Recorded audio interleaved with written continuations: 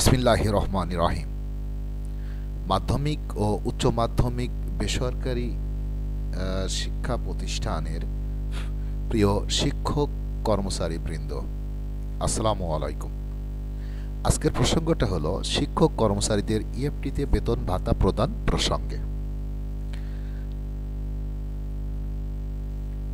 সাথে আছি আমি মোহাম্মদ রওশন আলম। আজ রবিবার 19/1/2025 ইংরাজি তারিখে গত ডিসেম্বর 2024 ইংরাজি বেসরকারি শিক্ষা প্রতিষ্ঠানের কর্মরত এমপিওভুক্ত শিক্ষকদের দ্বিতীয় ধাপের বেতন ভাতা দেওয়া শুরু হয়েছে। ৬৭,০০০-এর কিছু বেশি শিক্ষক কর্মচারী ইএফটির মাধ্যমে দ্বিতীয় ধাপে বেতন ভাতা পাবেন এবং আমি যে মুহূর্তে ভিডিওটা করছি এখন মেবি 7টা বাজে। তো এই 7টা পর্যন্ত সংবাদ যেটা পেয়েছি তাতে সকলেই কম বেশি বেতন পেয়েছেন সব জায়গায়। আমার কিছু প্রশ্ন আছে, প্রশ্নটা হলো, আর এই প্রসঙ্গটা আমি একটা অনলাইন পত্রিকার উদ্ধৃতি দিয়ে, সেখানেও তারা লিখছে, ডেলি ক্যাম্পাস একটা অনলাইন পত্রিকা এবং অন্যান্য পত্রিকায়ও আসছে, বিভিন্ন মিডিয়াতেও আসছে। তো আমি ছোট্ট একটা উদাহরণ দিয়েই শুরু করলাম এই পত্রিকার মাধ্যমে। বেসরকারি স্কুল কলেজের 3,80,000 শিক্ষক কর্মচারীদের মধ্যে 2,89,000 শিক্ষক কর্মচারী তথ্য যাচাই করেছে মাউসি, মাধ্যমিক ও উচ্চ মাধ্যমিক শিক্ষা অধিদপ্তর। 27,000 শিক্ষক কর্মচারীর তথ্য পায়নি এই সংস্থাটা। ভালো, যে 27,000 শিক্ষক কর্মচারী তথ্য পায়নি, নিশ্চয়ই তাদেরকে বেতন ভাতা প্রদান করাও সম্ভব নয়। আচ্ছা, তো এখন প্রসঙ্গটা হচ্ছে, এখন পর্যন্ত আমি অনলাইন বেসে এবং বিভিন্ন তথ্য থেকে এবং শিক্ষক কর্মচারীদের তাদের আর্তনাদ থেকে যে বিষয়টা আমি বুঝতে পারলাম সেটা হলো, অনেক শিক্ষা প্রতিষ্ঠান যেগুলো একটা শিক্ষক কর্মচারীও বেতন ভাতা পায়নি, কোনো কিছুই পায়নি, কিন্তু তাদের সব কিছুই ঠিক আছে। সেখানে মাধ্যমিক উচ্চ মাধ্যমিক শিক্ষা অধিদপ্তর তাদের আবেদনপত্রটা গ্রহণ করেছে, তারা যে কর্মরত আছে সেটাও দেখাচ্ছে, সেটা সম্পূর্ণ করেছে সেটাও দেখাচ্ছে। বর্তমান অবস্থা IBS++ অনুমোদনের অবস্থা ওকে ++ আছে। তারপরেও অসংখ্য শিক্ষক কর্মচারী কোনো বেতন ভাতা বা কোনো প্রতিষ্ঠান একেবারেই বেতন ভাতা পায়নি।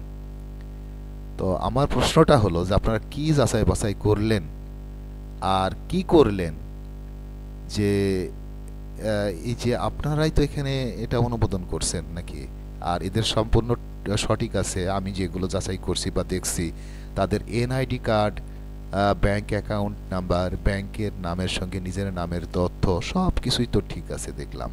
হ্যাঁ, সামান্য আর ডট ভুলের কথা বলছেন, ডট বিষয়টা কি? ডট ভুলের জন্যই বা কেন আপনারা এটা আটকাবেন, এই প্রসঙ্গটা আমার মাথায় আসে না। কোনো ক্ষেত্রে তো অনেক অফিসিয়াল পেজেও দেখি যে সেখানে ডট ব্যবহার করা যাবে না, সেখানে স্পষ্ট উল্লেখ করে দেওয়া হয়। তো ডট ভুলের কারণে বা অন্যান্য ভুল, এমপিও শিটের সকল তথ্য ইন্ডেক্সে একটা শিক্ষক বা কর্মচারীর আছে।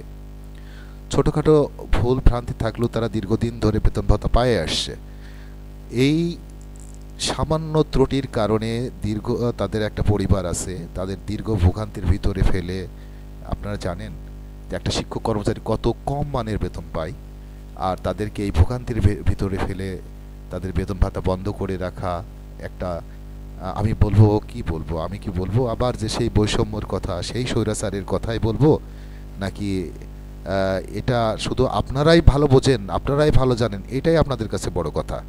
যাই হোক, এই বিষয়টা নিয়ে আমি আমার ভিডিও যে সমস্ত শিক্ষক কর্মচারীবৃন্দ এবং দেশের সুধী সমাজ এবং দেশপ্রেমিক এবং অন্যান্য ব্যক্তিবর্গ দেখছেন, আমি তাদেরকে একেবারেই বিনীত অনুরোধ করব এই বিষয়টার সঠিক সত্যতা এবং তদন্ত করার জন্য।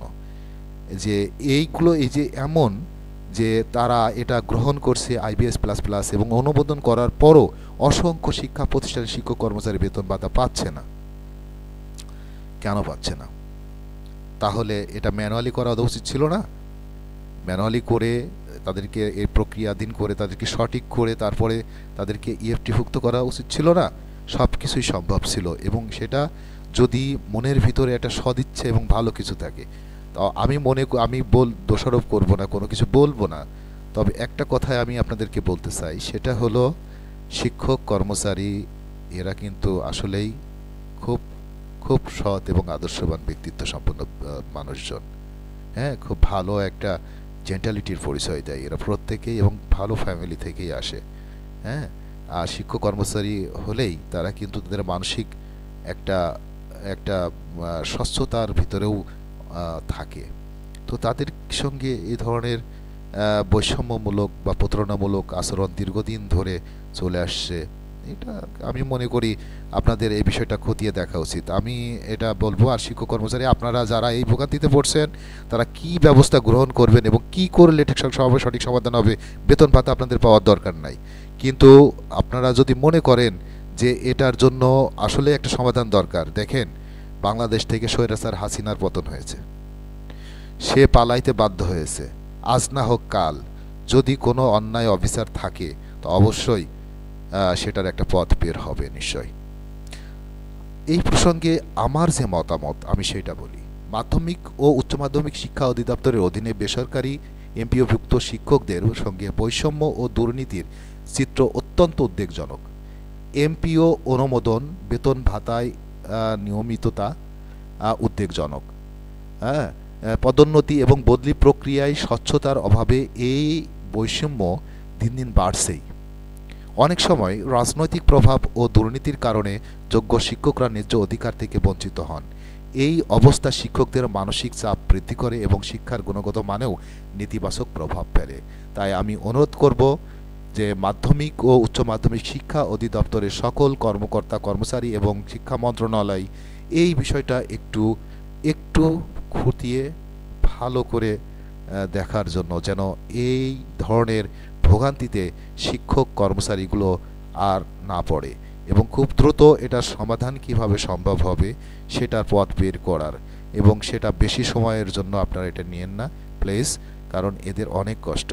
তো আজকে এই পর্যন্তই। আর শিক্ষক কর্মচারীদেরকে বলবো যে আপনারা একটু ধৈর্য ধরেন এবং এই ব্যাপারে তাদের সঙ্গে কথা বলেন, তারা কি জবাব দেয় আর তার উপর ভিত্তি করে কি পদক্ষেপ নেওয়া যায় সেটাও আমার কমেন্ট বক্সে আপনারা অবশ্যই লিখবেন। এই ভিডিওর নিচে কমেন্ট বক্সে লিখবেন, আমরা এর জন্য একটা সমাধানের রাস্তা বের করা যায় কি না। হ্যাঁ, সারাটা জীবনই তো নষ্ট করলাম, আর একটু করি আপনাদের জন্য। তো ধন্যবাদ, সবাই ভালো থাকবেন, সুস্থ থাকবেন, নিরাপদে থাকবেন। আল্লাহ হাফেজ।